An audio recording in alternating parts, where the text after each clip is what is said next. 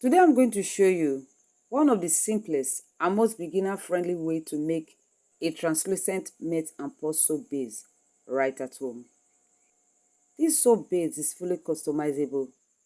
You can remelt it later and turn it into fruit soap, herbal soaps, exfoliating soaps, or any skin-loving soap you can imagine. What makes this method special is how straightforward it is. Unlike many other matte and pore soap tutorials, where you constantly struggle with checking temperatures and worrying about overheating ingredients, this method removes that stress completely. No thermometer, no complicated steps, and no advanced soap making experience required. If you are a beginner, this is the perfect place to start. So let's get into it. First, in a bowl, I have 29.75 grams of sodium hydroxide and 61 grams of distilled water. Carefully pour the sodium hydroxide into the distilled water and stir until everything is completely dissolved. And before handling sodium hydroxide, please make safety your number one priority. Always wear gloves, a nose mask, and safety goggles. Work in a well-ventilated area and make sure there are no children or pets around you while working with lye. As the sodium hydroxide dissolves, you will notice the solution becoming cloudy and extremely hot. That reaction is completely normal. This is our lye solution, and we are going to set it aside until it becomes clear. Now, bring in your digital scale and measure out 120 grams of extra virgin coconut oil. When it comes to soap making, an accurate digital scale is extremely important because precision is everything here. Every grams matter. Once you hit exactly 120 grams, remove it from the scale. Next, measure out 55 grams of stearic acid and add it into the coconut oil. Set that aside for now. In another bowl, I have 30 grams of distilled water and 30 grams of granulated sugar. Add the sugar into the distilled water.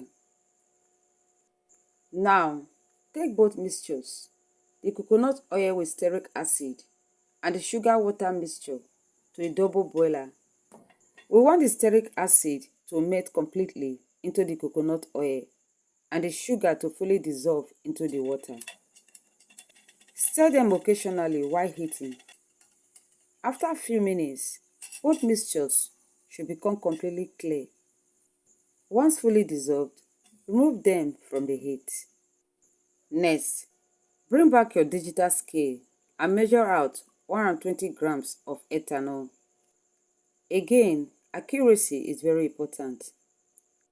In another bowl, measure out 31 grams of glycerin.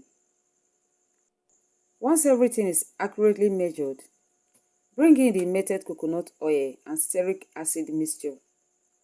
Add the glycerin and stir thoroughly. Then add the ethanol and continue stirring for about 3 to 4 minutes until everything is properly combined.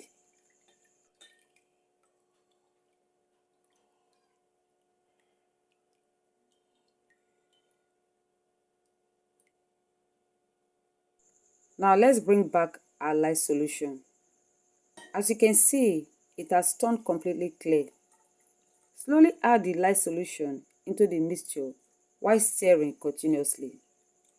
Don't pour everything in at once. Add it gradually, in batches, while stirring the entire time. This gives you better control over the mixture and helps everything combine smoothly. And notice something important here. Up to this point, we haven't used a thermometer at all. Once all the lye solution has been added, the real workout begins. Stirring. We are going to keep stirring in a circular motion until the soap reaches trace. Depending on your speed and consistency, This can take anywhere from 20 to 30 minutes. This step is extremely important because if you pour the soap into the mold before it reaches trace, the mixture will separate later. So how do you know when it has reached trace? While stirring, lift your spatula and observe how the soap falls. If the soap runs completely off the spatula without leaving anything behind, it hasn't traced yet. So keep stirring and testing. Now let's test again. As I leave the spatula this time, notice how the soap no longer flows off instantly. Instead, part of it hangs slightly from the tip, forming a little tail. You also notice a thin layer of soap begin to coat the spatula and slowly dry on its surface. That is exactly how you know the mixture has reached trace. At this point, add in the sugar solution we dissolved earlier and continue stirring for about 5 minutes. Proper stirring here is very important because it helps prevent separation and improves the final translucency of the soap. Once everything is fully combined, bring in your soap mold and gently pour the mixture in. Now we need patience. Ideally, allow the soap to sit on the stove for 24 hours so it can harden properly. But honestly, my curiosity got the best of me. So after just 12 hours, I decided to check on it. It has already hardened quite a bit, although not completely. So let's unmold it anyway. But if you are trying this yourself, please leave it for the full 24 hours before unmolding for the best results. Now look at that beautiful translucent finish. Let's slice it open and see what it looks like inside. I went ahead and cut out about 3 slices. And wow, look at that clarity. Highly translucent, beginners friendly, no cooking process, no complicated temperature checks, just a simple and effective method anyone can follow. Next, let's cut the soap into smaller cubes. You might be wondering why we are cubing it. Well, this is how we prepare the soap base for easy melting later.